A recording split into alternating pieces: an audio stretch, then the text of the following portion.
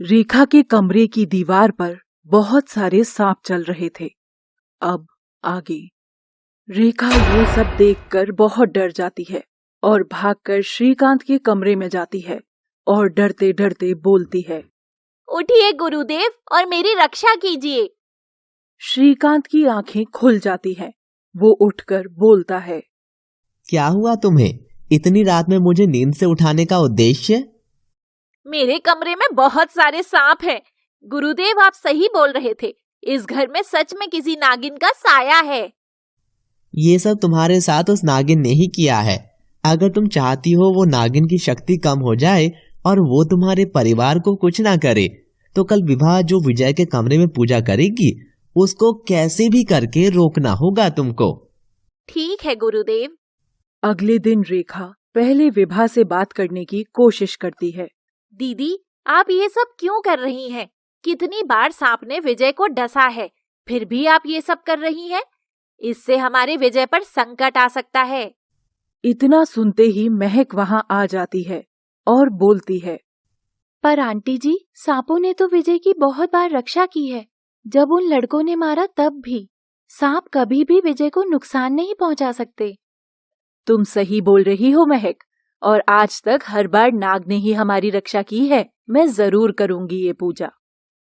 कुछ देर बाद रेखा के बहुत मना करने के बावजूद विभा विजय के कमरे में मूर्ति की स्थापना कर देती है, जिसको देखकर रेखा गुस्से में श्रीकांत के पास जाती है। मुझे माफ कीजिए गुरुदेव, मैंने बहुत कोशिश की पर दीदी ने मेरी एक बात नहीं सुनी। मूर्ख औरत, तेरी बेवकूफी से आज मेरा बना बनाया खेल खराब हो गया। विभा श्रीकांत को पूजा में शामिल करने के लिए बुलाती है और वो विजय के कमरे की तरफ जाने की कोशिश करता है, परंतु जैसे ही वो कमरे के पास पहुंचता है, विजय के कमरे में बने नागराज की मूर्ति का कवच उसको दूर फेंक देता है। सब लोग श्रीकांत को गिरा देखकर भाग कर जाते हैं। क्या हुआ श्रीकांत आपको? कुछ नहीं, शायद मैं फिसल गया। पर भैया, वहाँ तो कोई भी ऐसी चीज नहीं थी जिससे आप फिसल जाएं। महक, हो सकता है तुमको ना दिखाई दी हो। श्रीकांत गुस्से में वहाँ से अपने कमरे में चला जाता है। रेखा उसके कमरे में उसे बुलाने के लिए जाती है। आप बाहर क्यों नहीं आ रहे गुरुदेव? आप ठीक तो है ना? हाँ, ठीक हूँ। बस मेरी तबीयत थोड़ी खराब है। मैं थोड़ा आराम करना चाहता हूँ। रेखा वहाँ से चली जाती है। अगली सुबह श्रीकांत नंदिनी की चाय में जहर डालता है, जिससे नंदिनी बेहोश हो जाती है और श्रीकांत सारा इल्जाम महक पर डाल देता है। ये लड़की मनहूस है आपके घर के लिए। इसकी वजह से ही नंदिनी बेहोश हो गई। महक, मैं हाथ जोड़ती हूँ तेरे सामने, मेरी बच्ची को बख्श दे। जिस घर ने तुझे शरण दी है, तू इसी घर के लोगों को मारना चाहती है? नहीं आंटी जी, ये झूठ है। मैंने कभी इस घर का बुरा नहीं चाहा। मैं नागराज की मूर्ति की कसम खाकर बोलती हूँ। महक मूर्ति की कसम खा लेती है। विभा भी महक पर विश्वास करती है और नागराज की मूर्ति के सामने दिया जलाकर बोलती है, नागराज, आपको इस घर में स्थापित करने वाली महक ही है। आज उसको आपकी कृपा की जरूरत है। उसकी सहायता करें। महक नंदिनी की तरफ देखती है। उसको जहर का पता चल जाता है। फिर महक अपनी नजरों से नंदिनी के शरीर से जहर निकाल देती है और नंदिनी को होश आ जाता है। नंदिनी, तुम ठीक हो? हाँ माँ, मैं बिल्कुल ठीक हूँ। देखा रेखा, नागराज की वजह से आज नंदिनी बिल्कुल ठीक है। तुम बेवजह हमेशा ही महक पर शक करती रहती हो। रेखा कुछ नहीं बोलती और वहाँ से चली जाती है और मन ही मन बोलती है, मुझे जल्द ही कुछ ना कुछ करना ही होगा, वरना मैं अपनी बेटी को खो दूंगी इन लोगों की वजह से। महक विजय के पास आती है। अब तुम कैसे हो विजय? मैं तो ठीक हूँ। तुम बताओ, तुम कैसे परेशान हो? नहीं नहीं, ऐसा कुछ नहीं है। वैसे महक, मेरा बहुत मन है कि मैं कहीं बाहर घूमने जाऊं। महक डरकर बोलती है, नहीं विजय, अभी तुमको आराम की जरूरत है। अभी तुम कुछ दिन इसी कमरे में रहो। तुम भी सबकी तरह ऐसे मत बोलो। मैं बहुत अकेला महसूस करता हूँ और ऊब जाता हूँ इस कमरे में। महक हंसने लगती है। तुम क्यों हंस रही हो महक? विजय, तुम्हें पता है, जब तुम ऐसे रोनी सी शक्ल बनाते हो तो बहुत प्यारे लगते हो। अच्छा जी, मुझे नहीं पता था कोई मुझे इतने गौर से देखता है। महक शर्माती हुई वहां से चली जाती है। अगली सुबह महक मंदिर जाने की तैयारी करती है और विभा को बोलती है, आंटी जी, मैं मंदिर जा रही हूँ, थोड़ी देर में आती हूँ। आपको कुछ बाजार से मंगाना तो नहीं है? नहीं बेटा, बस तुम आराम से आ जाना और जल्दी आना। ठीक है आंटी जी। महक घर से चल देती है। श्रीकांत महक को बाहर जाते देख लेता है और उसके पीछे पीछे चल देता है। महक को आभास हो जाता है कि श्रीकांत उसके पीछे आ रहा है, पर वो रुकती नहीं, चलती रहती है और कुछ समय बाद मंदिर से पूजा करके बाहर आ जाती है। श्रीकांत एक पेड़ के पीछे छिपा हुआ था। अचानक महक उसकी नजरों से ओझल हो जाती है। कहाँ गई ये नागिन? अचानक कहाँ गायब हो गई? श्रीकांत जैसे ही बोलकर पीछे मुड़ता है, महक उसके पीछे ही खड़ी होती है। श्रीकांत अचानक उसे देखकर डर जाता है। महक हंसते हुए बोलती है, क्या हुआ श्रीकांत, एक नागिन से डर गया? वैसे तो इतना शक्तिशाली नेवला बने फिरता है। आहूजा डरेगा, वो भी एक तुच्छ सी नागिन से। दिन में सपने मत देख नागिन। सपने मैं नहीं देख रही, तू देखता है मुझे और मेरे विजय को मारने के। श्रीकांत हंसते हुए, नागिन, तेरा विजय तो मरेगा मेरे ही हाथों से, और सिर्फ वो ही नहीं, उसका पूरा परिवार। महक को गुस्सा आ जाता है और वो नागिन रूप में आ जाती है और श्रीकांत को अपनी पूंछ से जकड़ लेती है। श्रीकांत तुरंत नेवला बन जाता है और नागिन की पूंछ से निकल जाता है। महक और श्रीकांत दोनों वापस इंसानी रूप में आ जाते हैं। दुष्ट नेवले, मेरे विजय और उसके परिवार का कुछ नहीं कर पाएगा तू। जब तक मैं जिंदा हूँ किसी को कुछ नहीं होगा। नागिन, तू देखती रह जाएगी और तेरी ही आंखों के सामने ही सबको मारूंगा मैं। जिस प्रेम की शक्ति पर इतना घमंड करती है तू, तेरे नाक के मारते ही तेरा घमंड और तू दोनों मेरे पैरों में गिरे मिलोगे। ऐसा कभी नहीं होगा आहूजा। रेखा महक और श्रीकांत का पीछा करते हुए वहां आ गई थी और दोनों की सारी बातें सुन लेती है और दोनों के असली रूप को भी देख लेती है और डर जाती है। फिर रेखा डरते हुए घर की तरफ चल देती है। महक रेखा को देख लेती है। रेखा घर पहुंचकर अपने कमरे में चुपचाप बैठ जाती है।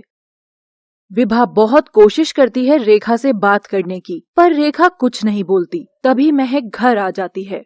महक बेटा, पता नहीं आज रेखा को क्या हुआ है। आज से पहले कभी मैंने उसको इतना डरे हुए नहीं देखा। कुछ नहीं हुआ होगा आंटी जी, बस वो थक गई होंगी। वैसे भी नंदिनी के साथ जो हुआ उसको लेकर शायद वो डर भी गई हो। हाँ, शायद वो नंदिनी को लेकर ही चिंता कर रही होगी। श्रीकांत भी वापस घर आ जाता है और रेखा के पास जाता है। मैं जानता हूँ रेखा, तुमने आज मेरा और महक का असली रूप देख लिया है, परंतु मैं तुम्हारे परिवार को नुकसान नहीं पहुंचाने वाला। पर वो नागिन बार बार तुम्हारी बेटी को मारना चाहती है। ऐसा ना बोले गुरुदेव, आप जो भी बोलेंगे मैं करूंगी। बस उस नागिन को इस घर और बेटी की जिंदगी से दूर करें। अब मैं उसका मनहूस साया अपनी बेटी पर नहीं पड़ने दूंगी। ठीक है, बस तुम मेरी सहायता करो। श्रीकांत ये बोलकर रेखा के कमरे से चला जाता है। अगले दिन रेखा और श्रीकांत विजय को कमरे से बाहर लाने के लिए घूमने का प्लान करते हैं और सबके सामने रेखा बोलती है, दीदी, मैं सोच रही थी कि विजय कुछ दिन से घर से बाहर नहीं गया और हम सब के लिए भी कुछ अलग माहौल हो जाएगा। चाची जी, आपने बहुत अच्छा सोचा। मेरा भी बहुत मन था बाहर जाने का। ठीक है, अगर तुम सबको यही सही लगता है तो चलो तैयारी करो चलने की। महक फिर से डर जाती है और विजय को मना करती है जाने के लिए। विजय, अभी तुम्हारी तबीयत ठीक नहीं है, तुम मत जाओ बाहर। महक, तुम बिना बात के जिद कर रही हो। तुम सब लोग मेरे साथ हो तो मुझे कुछ नहीं होगा। अगर कुछ हुआ भी तो हमेशा के लिए तुम हो ना मुझे बचाने के लिए। और हंसने लगता है। विजय, ये मजाक का समय नहीं है, समझो मेरी बात को। महक, तुम जाकर तैयार हो जाओ, थोड़ी देर में चलेंगे हम सब। महक बहुत कोशिश करती है विजय को रोकने की, पर विजय नहीं सुनता और कुछ समय बाद सब लोग घूमने के लिए बस से निकल जाते हैं। अचानक सामने से ट्रक आ जाता है और गाड़ी पुल पर लटक जाती है। सब डर जाते हैं और डर के मारे आंखें बंद कर लेते हैं। श्रीकांत मन ही मन महक को बोलता है, नागिन अब कैसे बचाएगी अपने परिवार को। महक सबको अपनी शक्ति से मूर्छित कर देती है और फिर खिड़की से नागिन रूप में निकल जाती है और एक विशाल नागिन में बदल जाती है। फिर अपनी पूंछ से बस को खाई में गिरने से बचाने की कोशिश करती है और वो कामयाब भी हो जाती है। फिर महक सबको घर लेकर आती है। सबको होश आ जाता है। फिर सब महक और श्रीकांत से पूछते हैं कि हम सब कैसे बचे।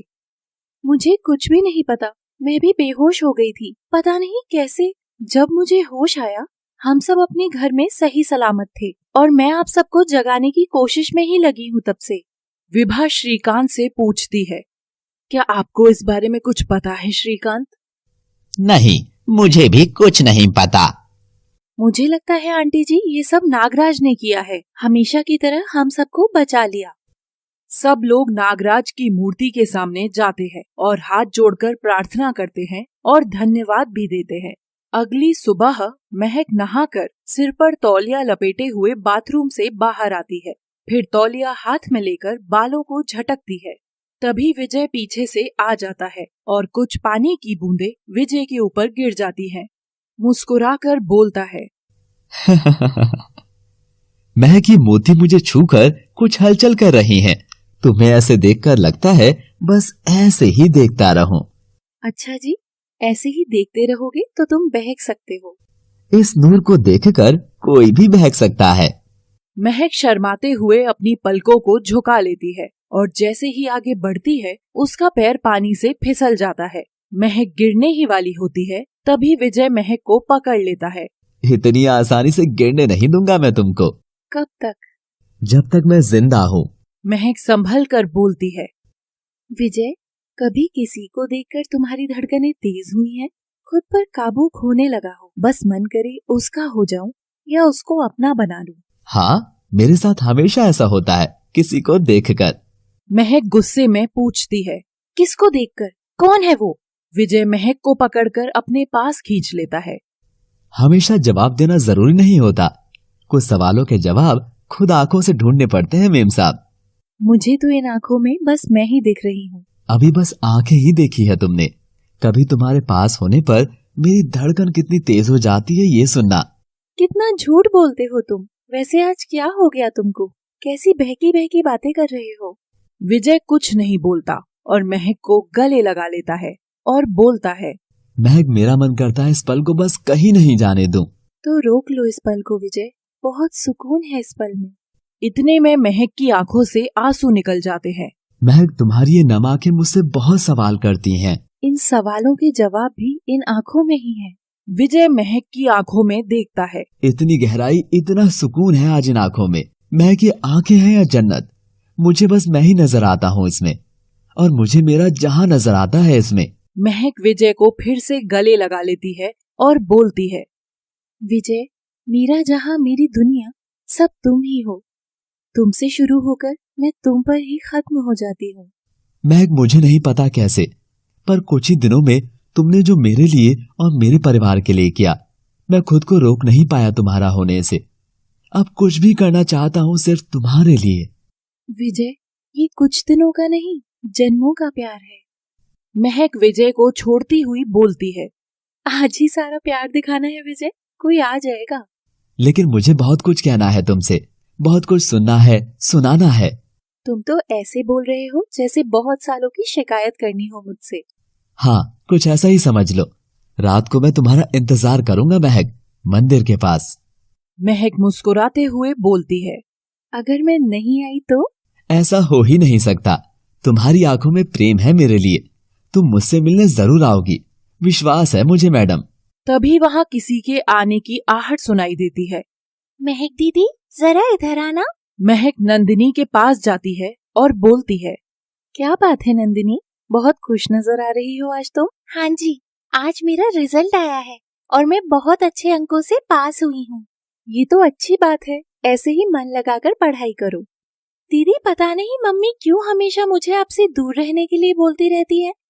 आप बहुत अच्छी हो फिर भी। हम सबको अच्छे लगे ये जरूरी तो नहीं है नंदिनी।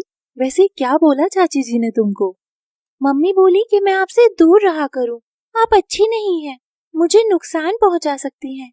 मैं अच्छी नहीं हूँ, लेकिन क्यों? अब ये तो मम्मी जानती होंगी या उनका वो रिश्तेदार। रिश्तेदार वो श्रीकांत? हाँ वही, और कौन होगा? क्यों, उसने भी तुमको कुछ बोला क्या? हाँ वो बोल रहे थे जब तक महक इस घर में है उनका कोई भी काम सही से नहीं होगा। और दीदी मैंने तो ये भी सुना कि वो तुमको यहाँ से निकालने के लिए कोई तरकीब निकालेंगे। कैसी तरकीब? ये तो मैं नहीं जानती, पर तुम कहीं जाना मत दीदी। ठीक है मेरी गुड़िया, मैं हमेशा तुम्हारे साथ रहूंगी। तभी रेखा की चिल्लाने की आवाज आती है। कोई तो मदद करो मेरी, विभा दीदी को सांप ने काट लिया है। महक अपनी आंखें बंद करती है और अपनी दिव्य दृष्टि से देखती है कि आहूजा ने सांप बनकर विभा को डस लिया है। ये सुनकर विजय दौड़कर विभा के पास जाता है और पूछता है, अरे कहाँ गया वो सांप? रेखा एक तरफ इशारा करती है और बोलती है, उधर की तरफ। हे भगवान, अब क्या होगा? कोई डॉक्टर को लेकर आओ। तब तक महक भी नंदिनी के साथ वहाँ पर पहुँच जाती है। विजय, इनको उठाकर नागराज की मूर्ति के सामने ले चलो, वही इनको ठीक कर देंगे। महक तब तक अपनी शक्ति से घर के आंगन में एक सांप प्रकट करती है जो सपेरा बन जाता है।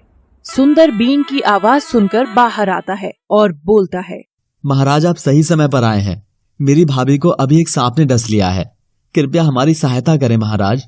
देखिए हम आपके घर में नहीं आ सकते, परंतु जिसको सांप ने काटा है आप उसको बाहर आंगन में उठाकर ले आओ। विजय और सुंदर विभा को आंगन में लेकर आ जाते हैं। सपेरा जानता था कि अगर वो बीन बजाएगा तो महक को तकलीफ होगी और वो अपना आपा खो देगी, नागिन रूप में भी आ सकती है। इसलिए वो महक को बोलता है, लड़की तुम पास वाले मंदिर से कुछ भांग के पत्ते ले आओ, तब तक मैं इनका इलाज करता हूँ। महक मंदिर की तरफ चली जाती है। आहूजा मानव रूप लेने ही वाला होता है कि सपेरा बीन की धुन बजाना शुरू कर देता है। उसकी शक्ति की वजह से आहूजा मानव रूप नहीं ले पाता और सांप रूप में ही झाड़ी में जाकर छुप जाता है। ये क्या हो रहा है? मैं मानव रूप क्यों नहीं ले पा रहा हूँ? अगर ऐसे ही सांप बना रहा तो बीन की धुन सुनाकर ये सपेरा मुझे जहर वापस पिलवा सकता है। सपेरा बीन बजाता है। आहूजा खुद को रोकने की बहुत कोशिश करता है, लेकिन बीन की धुन से वो अपने ऊपर काबू खो देता है और उसको झाड़ी से बाहर आना ही पड़ता है। विजय आहूजा को सांप रूप में देखकर, क्या ये वही सांप है जिसने माँ को डसा था? हाँ मुझे यही लगता है। सांप मजबूर होकर धीरे धीरे विभा के पास जाता है और जहर को वापस चूस लेता है और फिर वापस चला जाता है। अब मैं चलता हूँ। जब वो लड़की आए पत्ते लेकर उसको पीसकर जिस जगह सांप ने काटा था वहाँ लगा देना। सपेरा चला जाता है। फिर कुछ समय बाद विभा को धीरे धीरे होश आने लगता है और महक भी मंदिर से बाहर आ जाती है। विजय, लो मैं भांग के पत्ते ले आई। ठीक है, इसको पीस लेना और माँ को लगा देना। इतने में विभा को सही से होश आ जाता है। आप ठीक हो ना माँ? वो सांप कहाँ से अचानक आ गया? पता नहीं मुझे कुछ भी। अचानक से वो सांप घर में आ गया और मुझे डस लिया। कोई बात नहीं माँ, अब आप ठीक हो। वो तो भला हो सपेरे का कि वो सही समय पर आ गया। कौन सपेरा? ताई जी, आपके बेहोश होने के बाद एक सपेरा आया था, उसने ही आपकी जान बचाई। ये सब सिर्फ नागराज की कृपा है। ये नागराज की कृपा नहीं है। जब से ये मूर्ति इस घर में आई है तब से ये सब हो रहा है। जहर वापस चूसने पर आहूजा की हालत खराब हो गई थी। वो मानव रूप में आकर जंगल में ही तड़प रहा था। रक्षा करो गुरुदेव। महक नाग रूप बनाकर आहूजा के पास जाती है और बोलती है, देखा आहूजा, गलत करने का नतीजा। जो दूसरों के लिए बुरा करता है उसके साथ बुरा होता है। नागिन तू ज्यादा खुश मत हो, अभी तू मेरी शक्तियों से परिचित नहीं है। मैं इतनी जल्दी हार नहीं मानूंगा। महक वहाँ से चली जाती है और आहूजा का विलाप काल गुरु तक पहुँच जाता है और काल गुरु सब घटना जान जाते हैं। फिर काल गुरु मंत्रों के जहर के प्रभाव को खत्म कर देते हैं। मेरी रक्षा के लिए धन्यवाद गुरुदेव। आहूजा मन में सोचता है, अब कोई नई चाल सोचनी पड़ेगी। नागिन, इस बार तेरा और तेरे नाग का बच पाना बहुत मुश्किल होगा। विजय महक का मंदिर में इंतजार करता है और महक कुछ समय बाद मंदिर में पहुंच जाती है। कहाँ रह गई थी तुम महक? कब से इंतजार कर रहा था तुम्हारा। मैं घर से निकल ही रही थी कि अचानक कुछ काम आ गया तो बस उसे करने में समय लग गया। देर से आई हूँ परंतु आई तो हूँ विजय। और हंसने लगती है। अच्छा, अगर इंतजार करते करते मेरी जान चली जाती तो? महक विजय को गले लगा लेती है। कैसी बातें कर रहे हो तुम? ऐसा कभी नहीं होगा। मेरे होते हुए तुम्हें कुछ नहीं होगा। इतनी सी बात पर इतना डर गई? तुम्हारे लिए ये इतनी सी बात है परंतु मेरे लिए बहुत बड़ी बात है। तुम्हारे बिना तो मैं अपनी जिंदगी का एक पल भी नहीं सोच सकती। इतनी जल्दी इतना प्यार कैसे हो गया महक? ये कुछ पलों का प्यार नहीं है विजय, जन्मों का प्यार है। मैं हर जन्म में सिर्फ तुम्हारी होना चाहती हूँ, तुम्हें अपना बनाना चाहती हूँ। वैसे महक, तुम बहुत प्यारी बातें करती हो।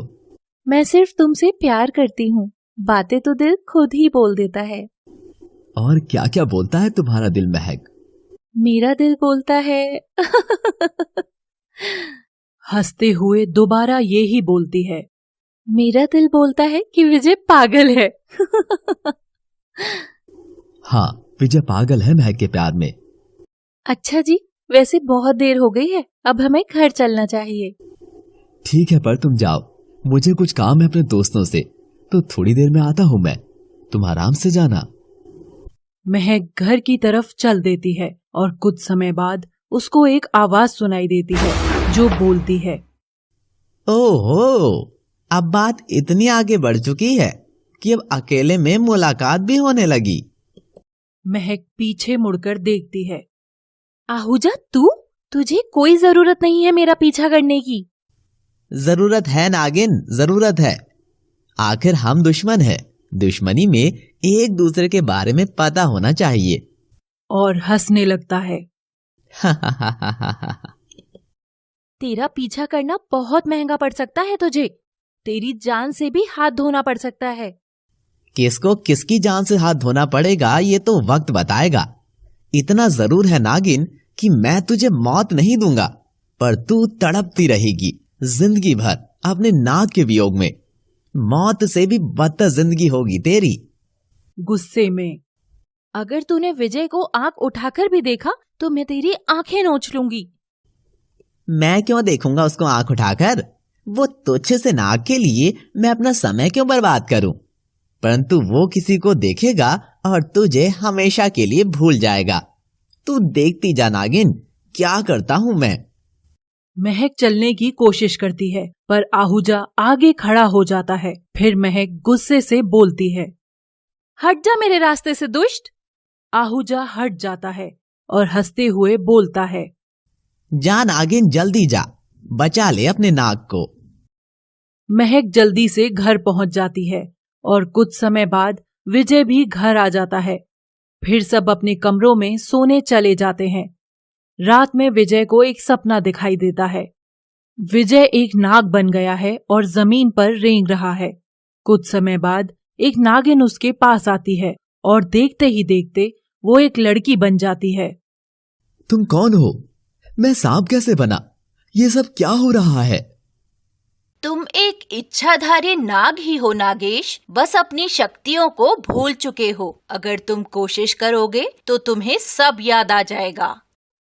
विजय खुद का रूप बदलने की कोशिश करता है और वो नागेश के रूप में आ जाता है।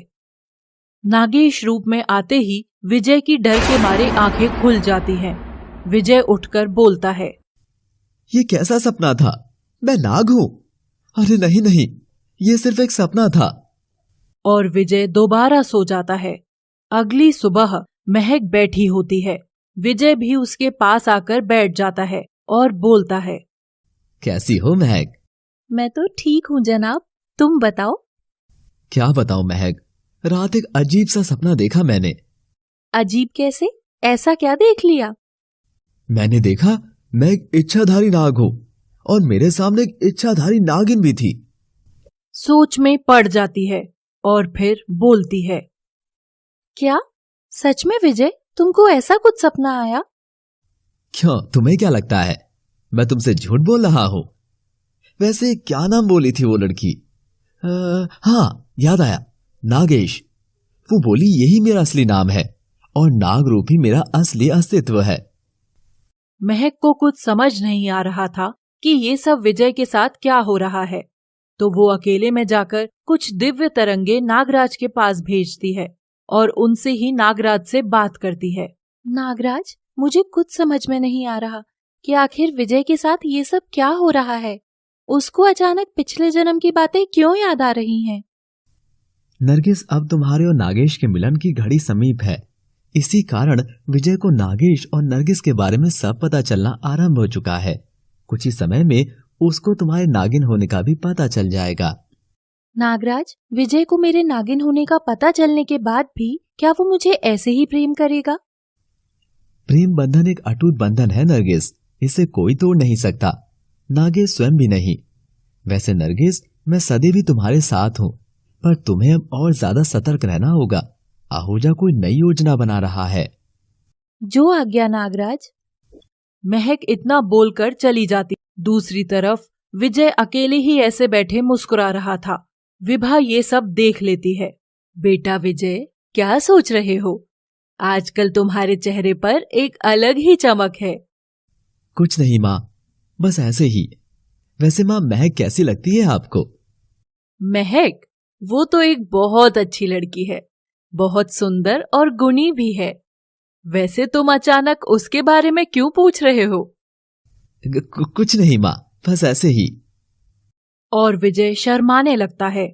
विभा को भी अपने बेटे के मन में चल रहे प्रेम भाव समझ आ जाते हैं। वैसे मैं सोच रही हूँ, अगर तुम्हें कोई आपत्ति ना हो तो तुम्हारी शादी महक से करवा दूं। क्या सच्ची माँ? फिर अपनी भावना पर काबू करके विजय मना कर देता है। नहीं नहीं माँ, ऐसी कोई बात नहीं है। ये शादी उफ, अभी नहीं। ठीक है, तो मैं किसी और लायक लड़के को तलाश करती हूँ महक के लिए। विजय तुरंत बोल देता है। नहीं नहीं, ये मैं नहीं होने दूंगा। बेटा, एक माँ से अपने बच्चे के मन की कोई भी बात छुप नहीं पाती। विजय शर्माते हुए वहां से उठकर चला जाता है। फिर विभा भी महक के पास आ जाती है और बोलती है, महक, मुझे कुछ बात करनी है तुमसे। जी आंटी जी, बोलिए। आज बहुत दिनों बाद मैंने विजय को इतना खुश देखा, तो मैं सोच रही थी कि जिस वजह से वो इतना खुश है, उस वजह को हमेशा के लिए उसके पास ले आऊं। ये तो अच्छी बात है आंटी जी, किसी की इच्छा पूर्ण करना अच्छी बात होती है। पर उसकी इच्छा के लिए तुम्हारी हाँ की भी जरूरत है। महक विभा की बातों को समझ जाती है और शर्माने लगती है। महक, क्या तुम मेरे बेटे विजय से शादी करोगी? अगर तुम्हें वो पसंद हो तो मैं तुम्हें अपनी बहू बनाना चाहती हूँ। महक नीचे सिर करके बोलती है। आंटी जी, जो भी आपको सही लगे। विभा ये बात घर में सबको बताती है और सब राजी हो जाते हैं। फिर रेखा ये बात श्रीकांत को जाकर बताती है। क्या तुमको पता है, विभा दीदी विजय और उस नागिन महक की शादी करवा रही हैं? वो नागिन और उसके नाग का मिलन नहीं हो सकता। कुछ कर मूर्ख औरत। हाँ, तुमसे तो कुछ होता नहीं है, मैं ही करूं। वैसे भी इस घर में मेरी सुनता ही कौन है। तुम ही करो जो करना है। ठीक है, मैं ही कर लूंगा जो करना है। और गुस्से से चला जाता है। जैसे ही वो बाहर जाता है, तभी वो देखता है कि विजय सीढ़ियों से नीचे आ रहा था। तभी श्रीकांत अपनी शक्तियों से विजय को गिरा देता है, जिससे विजय ऊपर से नीचे सीढ़ियों पर लुढ़कते हुए आता है। विजय को ऐसे घायल जमीन पर देखकर महक विजय का सिर गोद में रख लेती है और गुस्से से श्रीकांत पर अपनी आंखों की शक्ति छोड़ती है, जिससे श्रीकांत दूर जा गिरता है। क्या हुआ महक? उसकी तरफ आते हुए बोली और विजय को महक की गोद में लेटा हुआ देखकर डर जाती है। विभा रोते हुए बोलती है, क्या हुआ मेरे बेटे को? इतनी चोट विजय के सर पर कैसे आई? सीढ़ियों से उतरते वक्त शायद इनका पैर फिसल गया। जब तक मैं यहाँ पहुंची तब तक बहुत घायल हो चुके थे ये। सुंदर डॉक्टर को लेकर आता है और कुछ समय बाद विजय को होश आ जाता है। कैसा है मेरा लाल? मैं ठीक हूँ माँ। महक, नंदिनी, माँ, आप सब मत रो, मैं ठीक हूँ। आप सब चिंता मत कीजिए। सीढ़ियों से टकराने से विजय की याददाश्त वापस आ गई थी। नागिन, तूने पूरे घर को अपने वश में कर लिया है। लेकिन मैं तेरे और तेरे नाग का मिलन कभी नहीं होने दूंगा। आहूजा, क्यों अपने प्राण गंवाना चाहता है तू? मेरे और विजय के बीच में जो कोई भी आएगा उसे अपना जीवन त्यागना पड़ेगा। तू देखती जा नागिन, जिस विवाह को तूने अपनी ढाल बनाया है वही तेरी शादी विजय से नहीं होने देगी। पागल नेवले, तू अभी प्रेम शक्ति से वंचित है। अगर प्रेम शक्ति को जानना चाहता है तो अपने गुरु से पूछ, क्यों वो हमेशा मेरी प्रेम शक्ति से हार जाता है। ऐसी गलती तू मत कर। अपने गुरुदेव का ही तो बदला लेने आया हूं मैं नागिन। अरे श्रीकांत, महक, तुम दोनों क्या बातें कर रहे हो? जी आंटी जी, कुछ खास नहीं। श्रीकांत महक की तरफ देखता हुआ बोलता है। कुछ नहीं, बस महक को शादी की बधाइयां दे रहा था। महक वहां से चली जाती है। फिर श्रीकांत विभा से बोलता है। तुम मुझ पर विश्वास नहीं करती हो, परंतु मेरी शक्ति कहती है इस घर पर नागिन का वास है। श्रीकांत, शुभ बातें किया करो। आज इतने समय बाद मेरे घर में खुशियां लौट आई हैं और तुम अशुभ बातें कर रहे हो। आज नहीं तो कल तुम्हारे सामने सच आएगा ही आएगा। और श्रीकांत वहां से चला जाता है। आधी रात में विभा को प्यास लगती है और वो पानी पीने बाहर जाती है। तभी उसे एहसास होता है जैसे कोई बाहर है और बाहर देखते हुए बोलती है, ये महक इतनी रात में कहाँ जा रही है? विभा इतना ही बोलती है कि महक अचानक अपने नागिन रूप में आ जाती है और रेंगते हुए चली जाती है।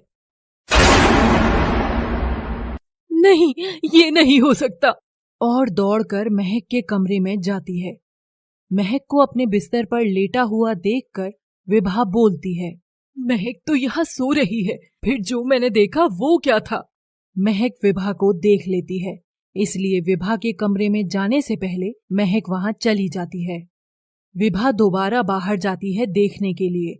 तभी महक दोबारा नागिन रूप लेकर बाहर जाती है और पहले नागिन फिर नेवला बनती है और कुछ ही क्षण में श्रीकांत का रूप ले लेती है। अच्छा, तो ये श्रीकांत था, मतलब कि ये मानव नहीं है। इसने ही मुझे डसा था और अब महक का रूप धारण करके मुझे भ्रमित कर रहा था। विभा अपने कमरे में चली जाती है। हे नागराज, मेरे परिवार की रक्षा करना। अगली सुबह, महक बेटा, मेरे पास आओ। जी आंटी जी, बोलिए। अब भी आंटी बोल रही है मुझे? अब तू मेरे होने वाली बहू है, तो अब विजय की तरह माँ बोला कर मुझे। तभी श्रीकांत उसके पास आ जाता है और विभा डर जाती है, लेकिन होश संभाल कर महक को बोलती है, बेटा, श्रीकांत के लिए भी चाय ले आओ। रात अपनी आंखों से सब सच देख लिया। ये कोई लड़की नहीं है, नागिन है, नागिन। बदला लेने आई है तुम्हारे घर। हाँ, कल रात सब सच का पता चल गया है मुझे कि कौन क्या है। अब बहुत दिन हो गए तुम्हें यहाँ आए। मुझे लगता है अब तुम्हें अपने घर जाना चाहिए। श्रीकांत गुस्से से बोलता है। पागल औरत, सिर्फ मैं ही तुझे और तेरे परिवार को इस नागिन से बचा सकता हूँ और तू मुझे ही जाने को बोल रही है। महक नागिन नहीं है, तू पाखंडी है। जब रात मैंने तुझे महक के रूप में देखा, एक पल के लिए मैं भी तेरी बात में आ गई थी, पर जब वापस बाहर आई तो तुझे तेरे असली रूप में देख लिया था मैंने। इतने में ही रेखा वहां आ जाती है। रेखा, तूने झूठ बोला मुझसे कि ये तेरा रिश्तेदार है? ये तो एक बहरूपिया है। रेखा डर जाती है। दीदी, वो। तभी श्रीकांत गुस्से में नंदिनी को गोद में उठा लेता है। मैं इस लड़की को अपने साथ लेकर जा रहा हूँ। अब नागिन को आना होगा मेरे पास। इतना बोलकर श्रीकांत गायब हो जाता है और विभा डर कर बेहोश हो जाती है।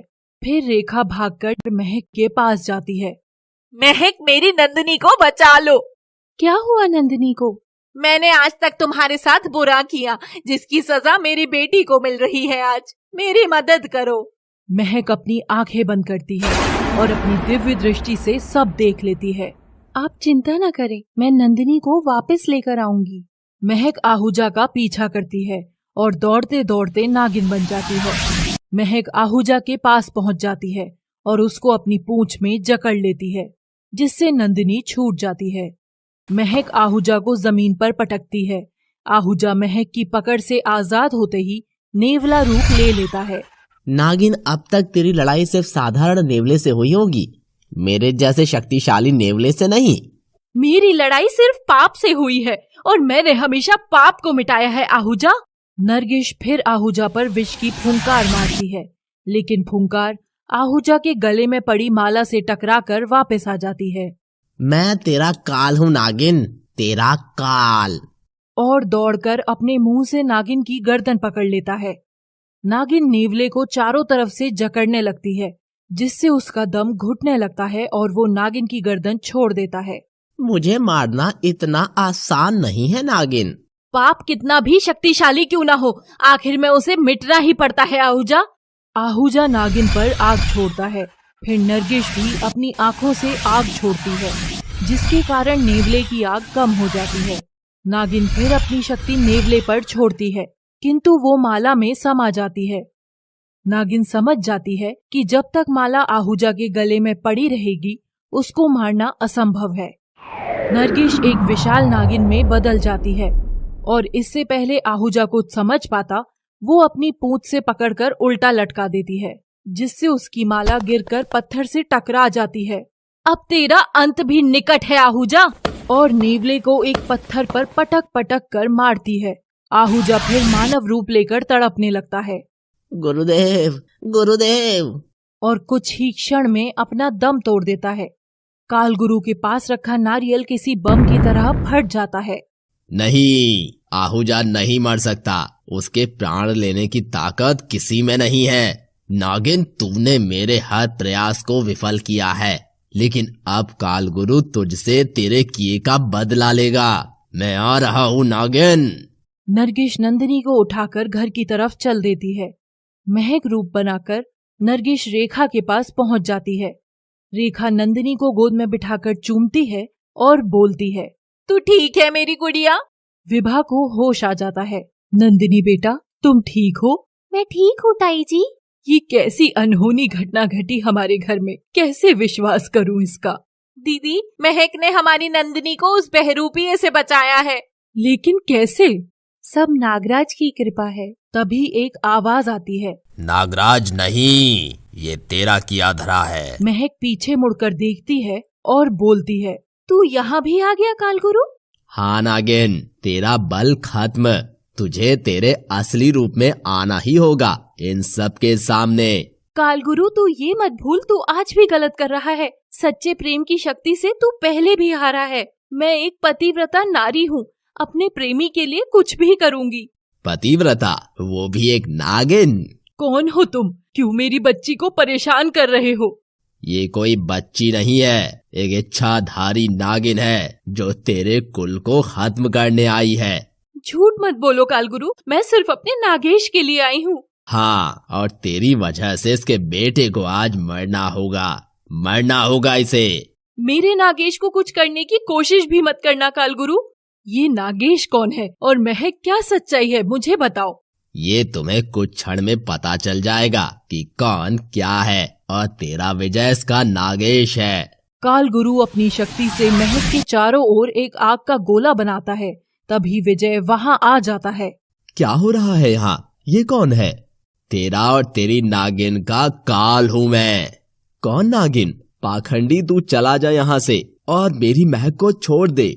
चला जाऊंगा, पर या तो तेरे प्राण देकर या नागमणि लेकर। हा हा हा हा हा हा। कालगुरु विजय पर वार करता है, परंतु उसका वार विफल हो जाता है। एक साधारण मानव मेरे वार को सहन नहीं कर सकता, तूने कैसे कर लिया? तभी नागराज की आवाज आती है। क्योंकि नागेश को सब याद आ गया, उसके बारे में, उसके असली रूप के बारे में, और उसकी समस्त शक्तियाँ वापस आ गई हैं। अच्छा, तो तू है नागराज जो इनकी मदद कर रहा है, लेकिन तू भी आज मेरे कहर से इनको नहीं बचा सकता। कालगुरु फिर से विजय पर वार करता है।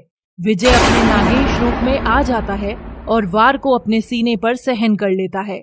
तूने आज तक जो कुछ भी किया है मेरे और मेरी नरगिस के साथ, आज मैं तुझे तेरे कर्मों की सजा दूंगा। कालगुरु हंसते हुए, हा हा हा हा हा हा, छोटा मुंह और बड़ी बात अच्छी नहीं लगती, इच्छाधारी नाग। कालगुरु फिर से नागेश पर अपनी शक्ति से वार करता है, जिससे इस बार नागेश घायल होकर जमीन पर गिर जाता है।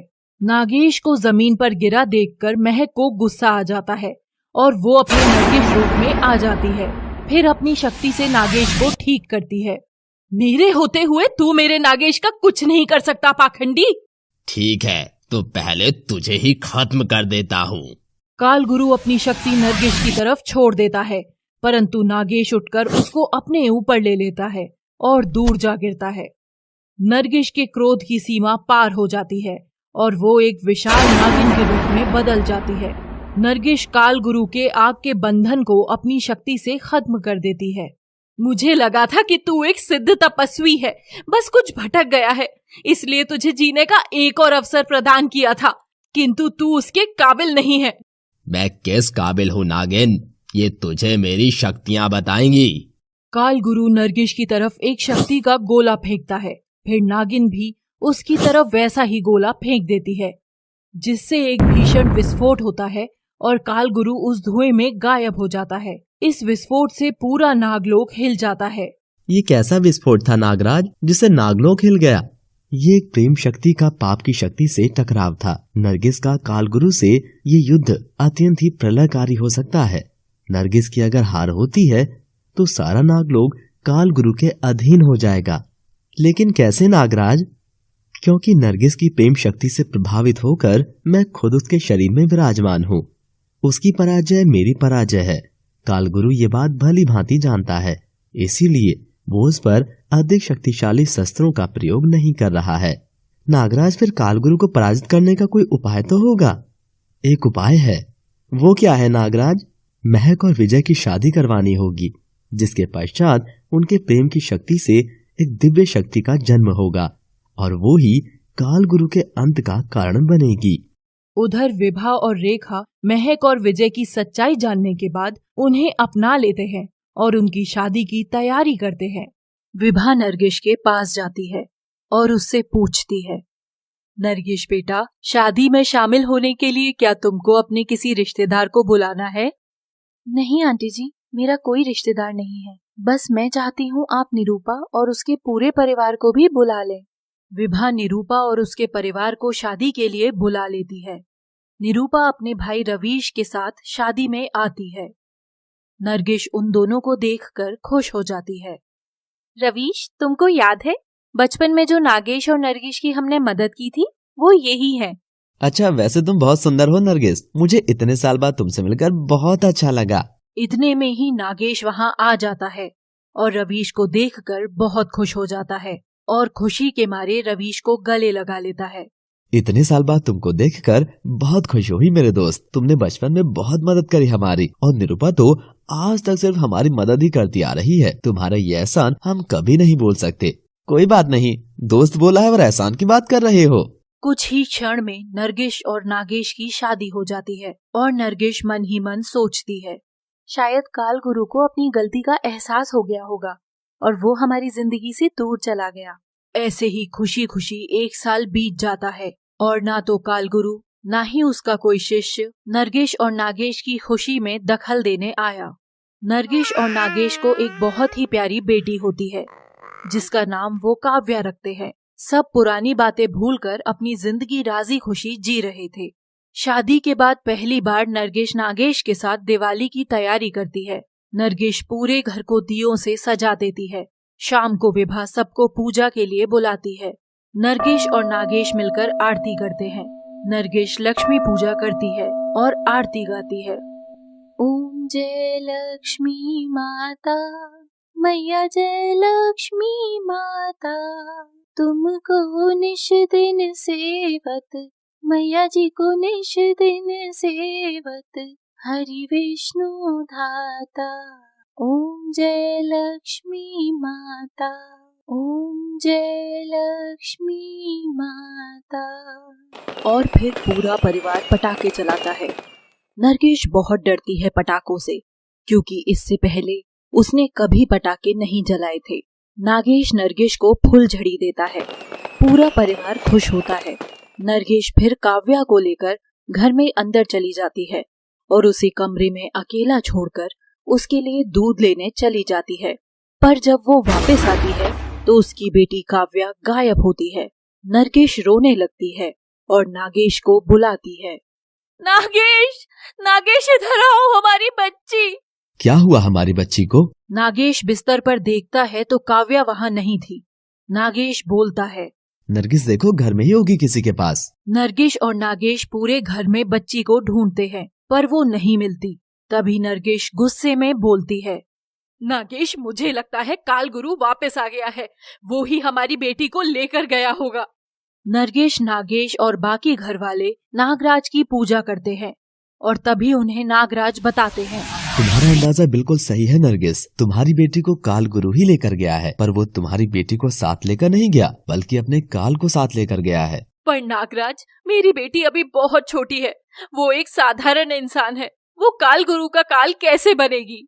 नरगिस, भले ही तुम्हारी बेटी छोटी है अभी और अभी एक साधारण इंसान ही है, किंतु उसके माता पिता एक शक्तिशाली नाग नागिन है, जिसके कारण वो एक दिव्य बच्ची है और 18 वर्षों के बाद उसमें भी वो सब शक्तियाँ आ जाएंगी। पर नागराज, अभी मेरी बेटी कहाँ है? तुम काली पहाड़ी के शिव मंदिर जाओ और वहाँ शिव की आराधना करो, उससे तुम्हारा शत्रु खुद विवश हो जाएगा और तुम्हारे सामने खुद प्रकट हो जाएगा। नरगिस और विजय काली पहाड़ी पर पहुँच जाते हैं और शिव की आराधना शुरू कर देते हैं, पर काल गुरु की कोई जानकारी नहीं मिल रही थी, जिससे हताश होकर नरगिस अपना सिर शिव मूर्ति के चरणों में मारने लगती है। कुछ समय बाद काल गुरु काव्या के साथ वहाँ प्रकट हो जाता है। ये कैसी शक्ति थी जो मुझे यहाँ प्रकट कर दिया? ये देवों के देव महादेव की शक्ति है, जिसके सामने तेरे जैसे पाखंडी का कोई छल कपट काम नहीं करेगा। काल गुरु नरगिस और नागेश को अपनी शक्ति से बने एक दिव्य गोले में बंद कर देता है, जिससे नरगिस और नागेश छूटने की बहुत कोशिश करते हैं, किंतु छूट नहीं पाते। बहुत कोशिश के बाद भी वो उसे भेद नहीं पाते। तब नरगिस नागराज से मदद मांगती है और उनकी मदद के लिए नागराज एक बहुत छोटा सा नाग रूप बनाकर गोले में प्रकट होते हैं। नागराज, पाप के विरुद्ध मेरी सहायता करें। नरगिस, काल गुरु को हराने का सिर्फ एकमात्र उपाय है। वो क्या है नागराज? मैं अपनी समस्त शक्ति तुमको प्रदान करता हूँ, किंतु काल गुरु का अंत तुम्हारी बेटी के हाथों ही संभव होगा। नागराज अपनी शक्ति नरगिस को प्रदान करते हैं और गायब हो जाते हैं। नरगिस गोले को भेद कर बाहर आ जाती है और गुस्से से काल गुरु को बोलती है, काल गुरु, आज तेरा काल तुझे मेरे समीप ले आया है। काल तो आज तेरा और तेरे नाग का आया है। नरगिस क्रोध से भरकर एक विष फुंकार काल गुरु की तरफ छोड़ती है। इतनी शक्ति से फुंकार, मेरे पांव जमीन से उखाड़ रही है। ये कोई मामूली शक्ति नहीं हो सकती। नरगिस, मुझे पता है तुझ में देव शक्ति ने प्रवेश किया है, लेकिन आज तुझे कोई नहीं बचा सकता। फिर काल गुरु अपनी शक्ति से नरगिस की तरफ अग्नि छोड़ता है, परंतु नरगिस उस पर जल वर्षा छोड़ देती है, जिससे अग्नि कम हो जाती है। उसके बाद काल गुरु तेज हवाओं का बवंडर नरगिस की तरफ छोड़ता है, जिससे नरगिस काव्या के पास जाकर गिरती है। काव्या डर के मारे रोने लगती है। नरगिस उसे गोद में उठा लेती है। बस, बहुत खेल खेल लिया तेरे साथ नागिन, अब और नहीं। काल गुरु अपनी समस्त शक्ति से बने एक दिव्य त्रिशूल को प्रकट करता है। ले, संभाल मेरे आखिरी बार को। काल गुरु वो त्रिशूल नरगिस की तरफ फेंकता है, परंतु वो त्रिशूल नरगिस के पास आकर रुक जाता है। काव्या नरगिस की गोद में थी। वो तपस्या से प्राप्त त्रिशूल किसी बच्चे की मौत का कारण नहीं बन सकता था। काव्या उस त्रिशूल की नोक को छू लेती है। अपने ऊपर त्रिशूल का प्रभाव ना होते देख नरगिस वो त्रिशूल काल गुरु की तरफ फेंक देती है, जिससे काल गुरु का सिर और धड़ अलग अलग जाकर गिरते हैं। काल गुरु के मरने से नागेश भी मुक्त हो जाता है। दोनों एक दूसरे को गले लगाते हैं और नरगिस बोलती है, नागेश, हमें काव्या का स्पर्श एक बार नागमणि से करवाना होगा, जिससे वो इसकी आगे जाकर रक्षा कर सके। नागेश शिव की मूर्ति के पास जाकर नागमणि को प्रकट करता है और काव्या का स्पर्श उससे करवाता है। नागेश, अब इसे सुरक्षित नागलोक भेज दो, ताकि इसका कोई गलत उपयोग न कर सके। नागेश जैसे ही नागमणि को दोबारा स्पर्श करने वाला होता है, तभी अचानक एक गोली चलने की आवाज आती है और वो गोली नागेश को लग जाती है। नरगिस जैसे ही पीछे मुड़कर देखती है, वो बोलती है, रवीश, तुम? नरगिस गुस्से से रवीश की तरफ बढ़ती है। तभी रवीश दूसरी गोली चला देता है और नागमणि उठाकर भाग जाता है। नरगिस भी घायल हो जाती है और नागेश के पास जाकर गिरती है। नागेश, नागेश। तब तक नागेश अपने प्राण त्याग चुका होता है और विभा भी वहां आ जाती है और रोते रोते नरगिस के पास बैठ जाती है। विभा काव्या को गोद में बिठा लेती है। मम्मी जी, मुझसे वादा करिए, आप मेरी बेटी को भी उतना ही प्यार देंगी जितना मुझे दिया है।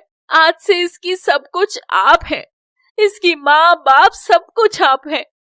18 वर्ष बाद इसमें वो समस्त शक्ति आ जाएगी जो मुझ में और नागेश में थी, और ये अपने माता पिता की मौत का इंतकाम रवीश से जरूर लेगी। नरगिस इतना बोलकर अपने प्राण त्याग देती है